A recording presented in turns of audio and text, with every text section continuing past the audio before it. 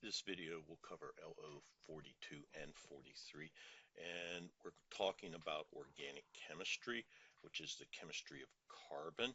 And carbon does something very funny. It catenates, which means it can bond to itself in strings. And so you get compounds where carbon, now remember, carbon has to have 4 bonds. And so there's a lot of hydrogen involved in these, as I'm showing over here. And you can have these carbon molecules bonded to each other in 3 dimensions, going off in all types of different directions, like this. And I'll put a chlorine down here just to show you all the kinds of things it can do. And so catenates, and that makes its chemistry very complicated. You have millions of compounds. We're going to start off with nomenclature. So I'll start off with the name, and we're going to name the first 10 alkanes. Alkanes, and these all have an A-N-E ending. So the first one we're going to do is methane, M-E-T-H-A-N-E, and its molecular formula is CH4. The Lewis dot structure, of course, will look like this. 4 bonds to the carbon. The condensed structure is CH4, and there is no line structure for methane. Let's do ethane. Ethane means 2, and you have to memorize these ends. Eth means 2, meth means 1, okay? And so this has C2H6, and it has this Lewis dot structure, which we'll quit doing these after a little bit. And the condensed structural formula is CH3. Sometimes you see a line in there like I drew, and sometimes you see it like this. What it means is it's showing and it's indicating that this carbon is bonded to this carbon. You'll either see the line or not, but either way, the carbons are bonded together, okay? They're catenating. And now we have what's called a line structure.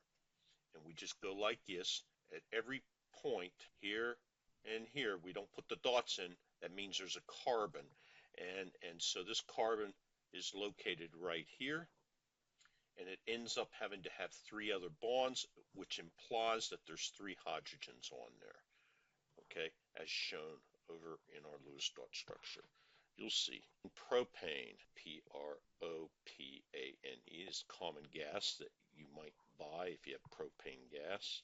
Okay, P-R-O-P, it looks like this, C3H8, and it has I'll draw one more Lewis dot structure, 3 carbons. Notice the carbons on the end always have 3 hydrogens, 3 bonds to them. Here they are. This one has 3, and ones in the middle have 2 bonds in them because there's 2 bonds on this carbon to each other carbon, so it has to have 1 less hydrogen. So carbons in the middle have 2 hydrogens, carbons on the end have 3 hydrogens, or 3 bonds. So our condensed structural formula is CH3, CH2, CH3, and our line structure will look like this. And that represents 3 carbon atoms, 1 here, 1 here, and 1 here. This would be a CH3 out here. The one in the middle will be CH2 because it has 2 bonds. This bond, let me do this bond here, and this bond here. So it only has room for 4 bonds, therefore it'll only have 2 hydrogens. And out here in the end, we have a CH3. Propane, let's see, butane, but is 4. You've got to memorize these names, so it will be C4H10, and it will have this is the last one I draw. Okay, and so it'll be CH3, CH2, CH2, CH3, and our line structure will look like this. 1, 2, 3, 4. So we have 1, 2, 3, 4 carbons on, all right? And we'll do pentane, C5H12, and I'm not going to draw the structure. I'll draw the condensed structural formula, CH3, CH2, CH2, CH2, CH3. You can see why we have these shortcuts over here. It's hard, so when I draw these, it's one when I touch, 2, 3, 4, 5 carbon atoms. We have 1, 2, 3, 4, 5 carbon atoms. Again, every one in the middle in yellow here is a CH2. Anything on the end is a CH3. Let's do hexane is 6. Go ahead and do it. Heptane, octane is 8. Nonane is 9. And decane is 10. Okay. And so this is, we're just going to do our formulas. We're going to note something. Here we have C6H14, C7H16. Notice the number of hydrogens are always, it has a general formula, a CnH2n plus 2. And so if I have 8 carbons, it will be C8. And then I take the N is 8. And then I take 2 times 8 plus 2 is C18. I've got to be able to add. So I took my 8 here, multiplied by 2, and added 2 to get the formula. So octane is C8H18. Nonane, you should be able to do it. You should have it done already. C9H18 plus 2 is 20.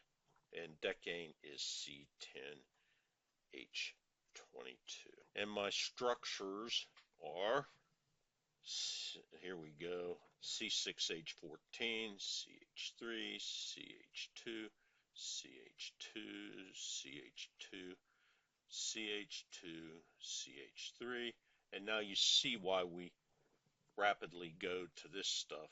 1, 2, 3, 4, 5, 6. Who wants to draw all that out? C7 will be 1, 2, 3, 4, 5, 6, 7. Okay, and no, remember on the ends it's a CH3, CH3. Every point inflection is a carbon, and I have CH2, CH2, CH2, CH2, and CH2. And let's jump down to decane. It will be 1, 2, 3, 1, 2, 3, 4, 5, 6, 7, 8, 9, 10. Same thing. We have CH3s out on the ends and CH2s in the middle. These are CH2s in here. Okay. We draw these in three. You can draw these in 3 dimensions. It gets really hard. Look in your book. I'm not going to spring it on you, so you ought to be able to view it. But I could draw this like this: 1, 2, C10H10. 1, 2, 1, 2, 3, 4, 5, 6, 7, 8, 9, 10. And that would still be decane. They do not have to be in a line, although almost everybody draws them that way in a line. So that is the first 2 outcomes, 42 and 43. You need to be able to do these structures. For any of these, you need to know the molecular formula, be able to do a Lewis dot structure, a condensed formula, or a line structure. That's it for this one.